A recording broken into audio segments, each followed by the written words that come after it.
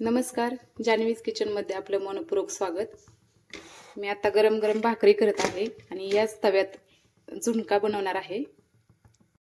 गरम गरम भाकरी आणि झुणका खाण्याची मजाच वेगळी आहे।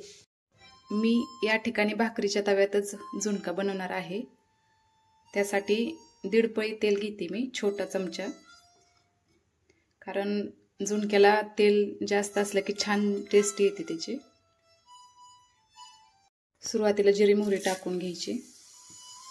आणि मिरचीचा खरडा बनवलेला आहे तो फोडणीसाठी घेत आहे।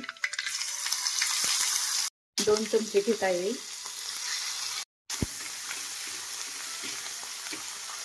तेलात परतून घ्यायचं आहे छान। हळद अर्धा चमचा, कांदा थोडासा टाकून घेणार आहे। लालसर होईपर्यंत कांदा परतून घ्यायचा आहे। कोथिंबीर टाकून घेणार आहे याच्यामध्ये। कांदा परतला आहे, आता यामध्ये पाणी टाकून घेणार आहे। चिमटभर हिंग घेतलेला आहे, चवीनुसार मीठ टाकून घ्यायचे। पाण्याला उकळी येऊ लागली आहे, यामध्ये थोडं थोडं बेसनचं पीठ टाकून गरगटायचं आहे। थोडं थोडं पीठ टाकून गरगटायचं आहे, गाठी नाही होऊ द्यायच्या।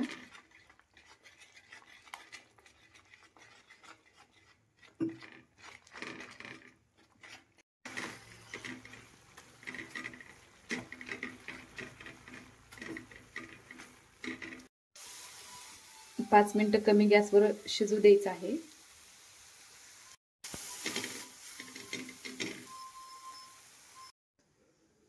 मस्त गरमागरम ज्वारीची भाकरी, झुणका, मिरचीचा खरडा तयार आहे।